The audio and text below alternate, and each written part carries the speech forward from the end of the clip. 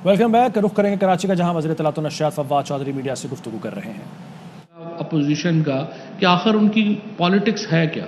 कल हमारे जो सारी इकोनॉमी के मिनिस्टर्स थे उन्होंने प्रेस कॉन्फ्रेंस की है और उन्होंने आपके सामने जो है वो पॉइंट्स रखे हैं। उन्होंने हमें बताया है कि इसके बावजूद कि कोरोना था, और आप देखिए कि कोरोना में पाकिस्तान तीसरे नंबर के ऊपर पूरी दुनिया में जो है वो उसको नंबरिंग दी गई। पहला दो न्यूजीलैंड और ये हांगकांग थे, और आप अंदाज़ा लगाएं उनकी आबादियाँ कितनी हैं। पाकिस्तान की आबादी एक 20-22 करोड़ का एक मुल्क है और वहाँ पे चंद लाख की आबादियाँ थी, तो उसके बावजूद पाकिस्तान का उन मुल्कों के साथ कंपैरिजन होना जो है वो ज़ाहिर है कि पाकिस्तान की कोरोना में बहुत ही ज़बरदस्त तरीके से हमने उनको संभाला। इस वक्त जब हमने इक़्तिदार संभाला था, पाकिस्तान का करंट अकाउंट डेफिसिट जो था वो $20 बिलियन के ऊपर था। अब तो बड़े महीनों में तो प्रॉफिट में रहा, हम लोग जो थे वो ज़ीरो पे था हमारा खसारा। अब आके चूँकि इंडस्ट्रियल इंपोर्ट्स बड़ी हैं और मशीनरी की इंपोर्ट बड़ी है, तो अब जाके हम $1.8 अरब के डेफिसिट के ऊपर वापस आए हैं। ज़र मुबादला के ज़खायर जो थे वो $16.4 अरब थे, जो अब बढ़कर $27 अरब हो चुके हैं। टैक्स की वसूलियाँ 3800 अरब रुपए थी, वो अब 4700 अरब रुपए के ऊपर पहुंच चुकी हैं। तरसीलात ज़र यानी ये जो बैरून मुल्क से पाकिस्तानी भेजते हैं पैसे, वो 19.9 अरब थी, जो अब 3 साल में बढ़ के 29.4 अरब के ऊपर पहुंच गई हैं। सनतों की नमू में 18% इजाफा हुआ, सीमेंट की पैदावार में 42% इजाफा हुआ और ज़रई शोबे में 1100 अरब रुपया किसानों को फालतू गया। अभी आपने देखा है OIC ने जिस तरीके से ये कहा है कि जो कॉन्फिडेंस बढ़ा है पाकिस्तान में बिजनेस के 3 सालों में, बिजनेस कॉन्फिडेंस में 108% इजाफा जो है वो हुआ है। अभी ये जो सारे अशारिये हैं वो बता रहे हैं कि पाकिस्तान एक इस्तेहकाम की तरफ बढ़ रहा है, एक मुआशी इस्तेहकाम की तरफ बढ़ रहा है, एक सियासी इस्तेहकाम की तरफ बढ़ा है, और इंशाअल्लाह ताला खारजा सतह के ऊपर भी हम जो है वो इस्तेहकाम में बढ़ रहे हैं। तो इसमें ये जो PDM का जलसा वलसा है कल, या जलसी शलसी ये कर रहे हैं, आप देखेंगे कि इस जलसे के बाद फिर फजलुर रहमान साहब कुछ दिनों के लिए बीमार हो जाएंगे। और उसके बाद सबसे पहले मेरा मशवरा ये है शहबाज शरीफ साहब को भी कि वो जलसे करने के बजाय पहले नून लीग के अंदर फैसला करें कि लीडर कौन है। आधे लोग मरियम नवाज़ के पीछे लगे हुए हैं, आधे लोग आपके पीछे लगे हुए हैं। नवाज शरीफ साहब को समझ नहीं आ रहा कि उन्होंने शादियां अटेंड करनी हैं या उन्होंने सियासत करनी है। लंदन के $1 मिलियन के, सिर्फ जो लंदन में जो इवेंट था वलीमे का, वो $1 मिलियन से ऊपर का था। हमें कोई एतराज़ नहीं है, हम शादियां करें, ज़रूर करें, हमारे पैसों से तो ना करें ना। आप पैसे हमारे ले गए हैं सारे, पूरा ख़ानदान वहाँ बैठा हुआ है, एक नया अपार्टमेंट खरीद रहे हैं। अब जी फलाने साहब की नवासे की शादी होगी है, बहू को हम नया अपार्टमेंट लेके दे दें, नई गाड़ी लेके दे दें, नया दफ्तर लेके दे दें। फलाने बेटे की शादी होगी है, उसको लेकर के दे दें। ये क्या तमाशा है।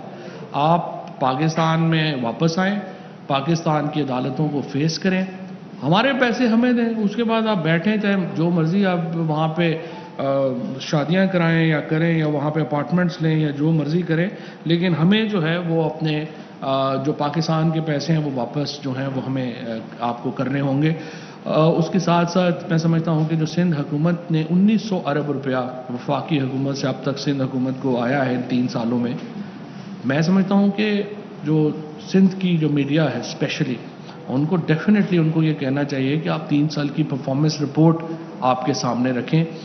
जिस तरीके से इन्होंने आज लड़काना का जो हाल है, जो बदीन का हाल है, जो सांगड़ का हाल है, वो अंदरूनी सिंध के इलाकों का जो हाल है, और कराची वालों को लग रहा है कि ये पैसा अंदरूनी सिंध में खर्च हुआ है, और अंदरूनी सिंध वाले रो रहे हैं कि ये पैसा गया किधर है। एक्चुअली ना पैसा कराची में लगा है, ना अंदरूनी सिंध में लगा है। जो पैसा सिंध हुकूमत को दिया जाता है वो या दुबई में निकलता है या लंदन में निकलता है।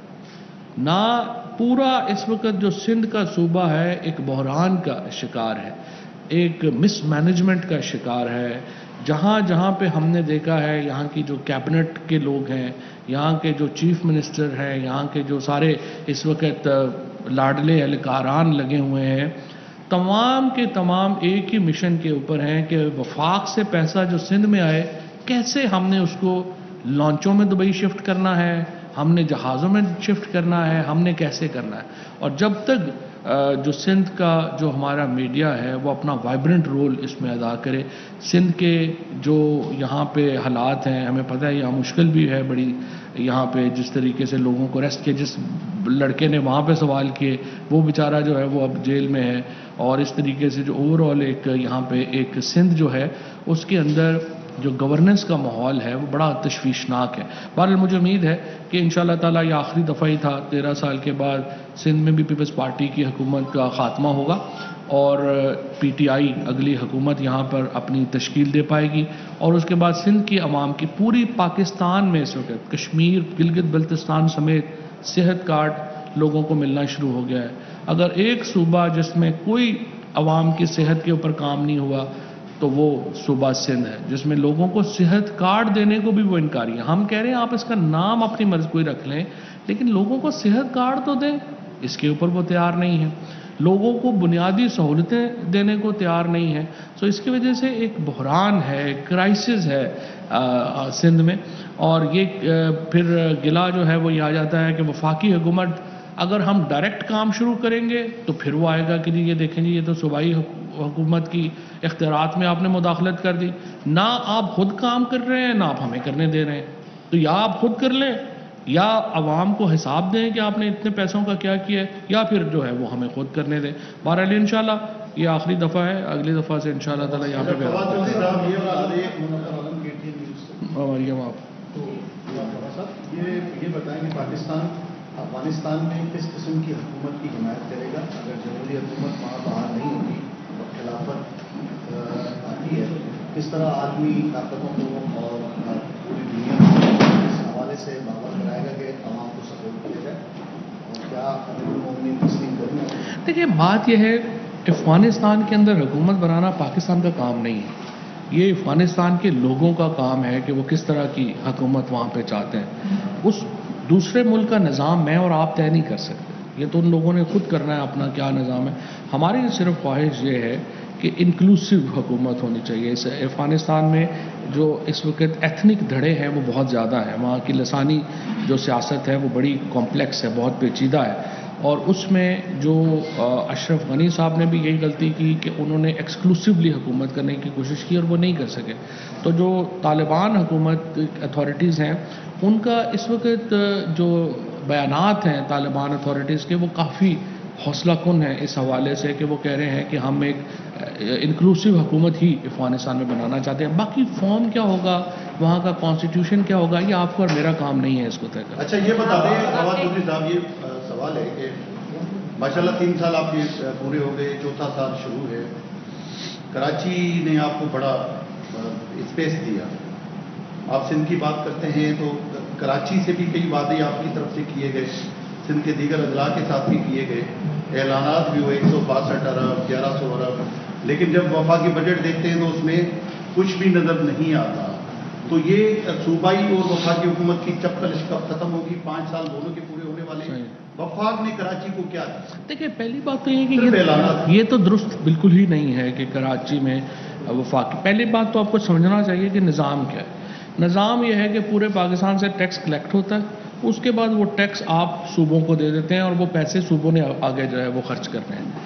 اب یہی جو میں نے عرض کیا کہ اگر ہم سندھ کی حکومت کو کہیں کہ یہ پیسے آپ اس طرح سے خرچ کریں اور ہمیں حساب دیں، پھر آ جاتا ہے کہ جی آپ جو ہے وہ صوبائی معاملات میں مداخلت کر رہے ہیں.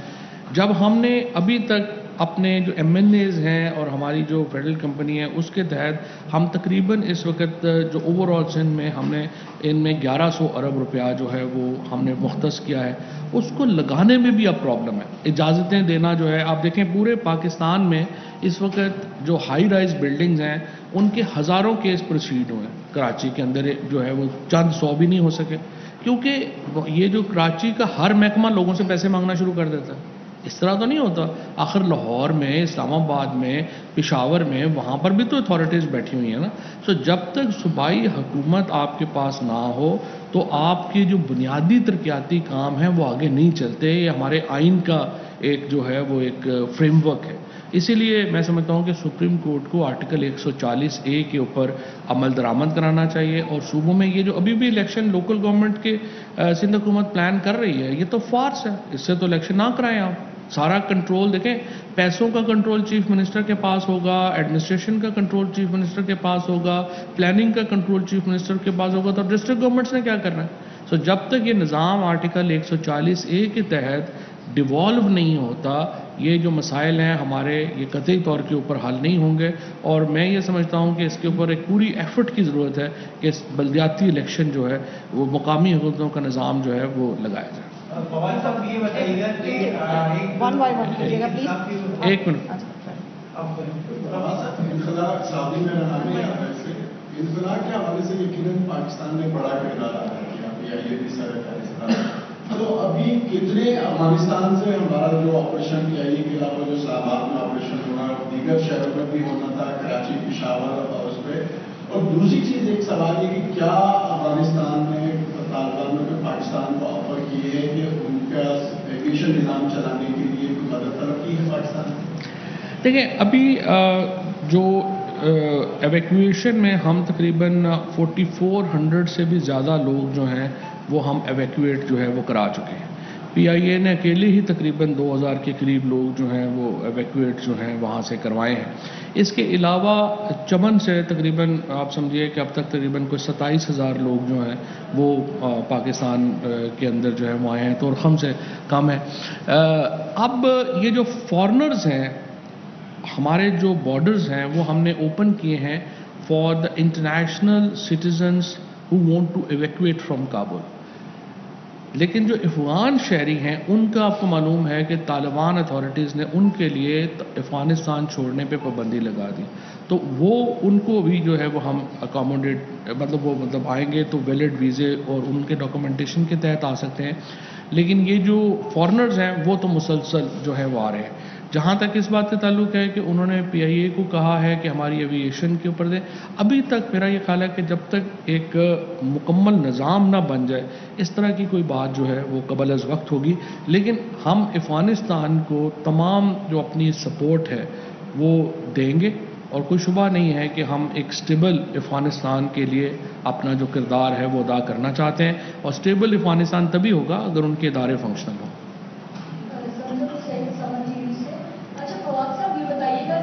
آپ کی پارٹی نے جو ہے اپنی 3 سالہ کارکردگی کا جشن منایا ہے، لیکن ان 3 سالوں میں جتنی مہنگائی ہوئی ہے اس نے عوام کو پریشان کر کے رکھ دیا. یہ بتائیں کہ کراچی والے PTI کی کس کارکردگی پر جشن منائے؟ دیکھیں، سب سے پہلی بات تو یہ ہے کہ یہ تو بالکل ہی درست بات نہیں ہے. ملک میں 27% اضافہ ہوا ہے مہنگائی میں، اور آمدنی میں اضافہ جو ہے وہ 37% ہوا. لہٰذا مہنگائی اس طرح تو لوگوں کو ہٹ نہیں کی ہے. اور کیوں ہٹ نہیں کی ہے؟ مختلف جو طبقات ہیں ان کے لیے مختلف جو ہے وہ صورتحال ہے مہنگائی کی. مثلا جو ہمارے کسان ہیں جن کو 1100 ارب روپیہ اضافی گیا ہے، اور 60% لوگ پاکستان کے ایگریکلچر سے وابستہ ہیں. جب آپ یہ کہتے ہیں کہ آٹا مہنگا ہو گیا ہے تو ساتھ آپ کو یہ بھی پھر بتانا چاہیے کہ گندم جو 1200 روپے کی تھی وہ 1800 روپے کے اوپر چلی گئی ہے. گنا جو 135 روپے کا تھا وہ 300 روپے کے اوپر چلا گیا ہے. اسی طرح سے جو مکئی ہے، اسی طرح سے جو باجرہ ہے، آم اس بار پاکستان کا ہسٹورک ایکسپورٹ ہے اس دفعہ آم کی. سٹرس کی پچھلے سال جو ہے وہ ہسٹورک ایکسپورٹ ہے.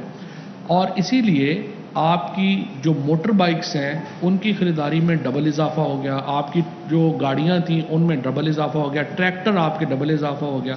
سو ایگریکلچر اکانومی جس میں 60% لوگ جڑے ہوئے ہیں انہیں مہنگائی نے اتنا اثر نہیں کیا.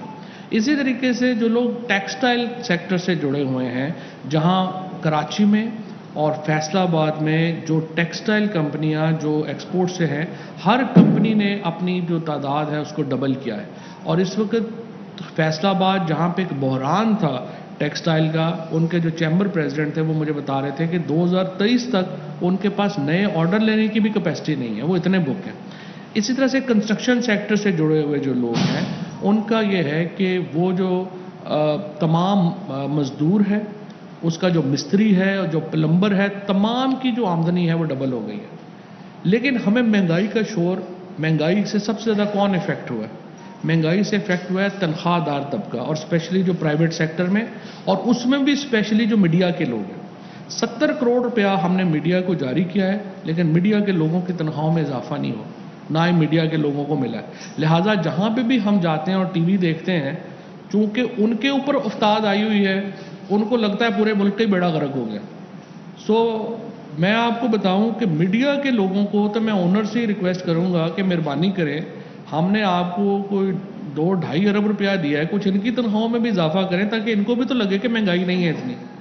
جب تک ان کو لگتا رہے گا کہ مہنگائی ہے تو ہو نہ ہو ٹی ویوں پہ تو یہی آئے گا کہ مہنگائی ہے. میرے 2 سوال چھوٹے تھے کہ اگر پی ٹی آئی کی اس وقت آپ سمجھتے ہیں کہ مقبولیت ہے، اگر پی ٹی آئی اقتدار میں نہ رہی تو آپ سمجھتے ہیں کہ پی ٹی آئی کی جو موجودہ رجیم ہے، جو M L A M P جو سیاستدان ساتھ ہیں وہ ساتھ رہیں گے؟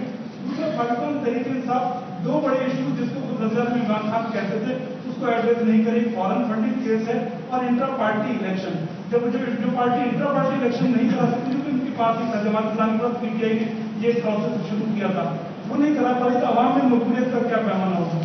دیکھیے، پہلی بات تو یہ ہے کہ جو ایک میکینزم ہے اور اس میں پورا جو الیکشن کا میکینزم ہے پی ٹی آئی میں، وہ بھی انشاءاللہ 4 سال پورے ہوں گے تو وہ الیکشن ہوں گے بھی. But in the essence I totally agree with you. ہماری پارٹی، اور میں آپ کو بتاؤں جو آپ نے بات کہی ہے نا کہ پارٹی کے اندر الیکشنز کی، اس کا اگر پاکستان کے اندر ایک سیاسی لیڈر پروپوننٹ ہے تو عمران خان ہے. عمران خان بے شمار دفعہ یہ بات کر چکے ہیں کہ پارٹیز کے اندر الیکشن ہونے چاہیے. یہ علیحدہ بات ہے کہ وزیر اعظم بن کے پرابلم یہ آ جاتی ہے کہ ایک طرف افغان مسئلہ آ گیا ہے، پھر اکانومی آ گئی ہے، وہ اتنا زیادہ ایک فائر فائٹنگ ہوتی ہے کہ آپ اتنی باریکیوں میں آپ 24 گھنٹے اس میں نہیں لگے رہتے. لیکن اس میں کوئی شبہ نہیں ہے کہ جب تک ایک وائبرنٹ پولیٹیکل پارٹی سسٹم نہیں کریٹ ہوں گے، پاکستان میں سیاسی جماعتیں آگے نہیں جا سکیں گی. اور یہ لوگ جو پی ایم ایل این اور پیپلز پارٹی کے لوگ جو یہ کہتے ہیں، ہم ان سے کہتے ہیں آئے الیکشن ریگنگ کو کریں، وہ کہتے ہیں نہیں، الیکشن ریگنگ یہ ہے کہ جو آپ نے بات کی کہ یہ جی فلانے فون کرتا ہے، فلانا فون کرتا ہے تو لوگ ٹوٹ جاتے ہیں. اس کا مطلب کیا ہے؟ اس کا مطلب یہ ہے کہ ووٹ پارٹی کے نہیں ہیں، vote M N A M P As کے شخصیات کے. تو جب آپ ان کو ہٹا دیتے ہیں تو پارٹی بیٹھ جاتی ہے. تو اس کا واحد حل یہی ہے کہ سیاسی جماعتیں اپنے گریبان کے اندر جھانکیں اور ایک وائبرنٹ سسٹم کریٹ کریں اپنی پارٹی کے الیکشنز کا. اچھا، فیاض صاحب، میرا نام شبیر لاشاری ہے.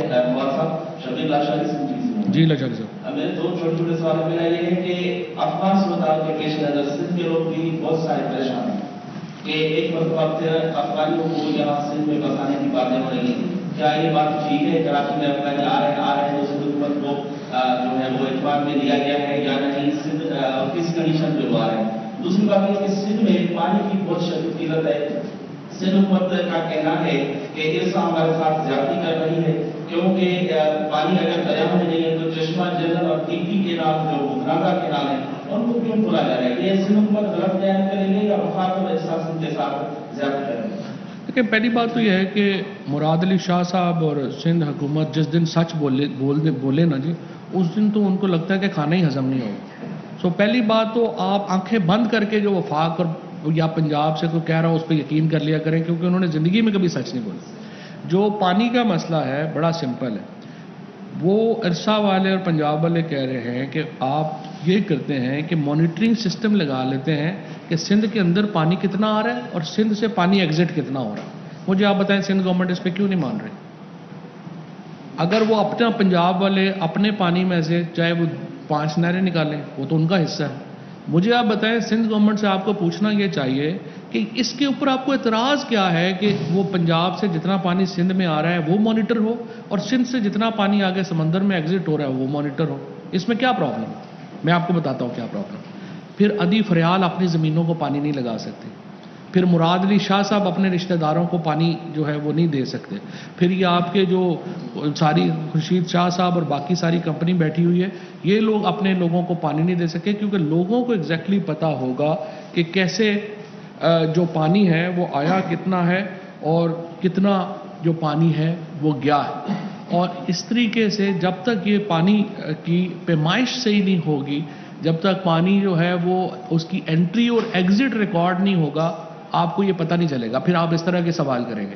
تو نیکسٹ ٹائم آپ پوچھئے مراد علی شاہ سے اور سندھ گورنمنٹ سے کہ آپ لوگ یہ کیوں جو پانی کی انٹری اور ایگزٹ ہے اس کو آپ میسر نہیں ہونے دے رہے.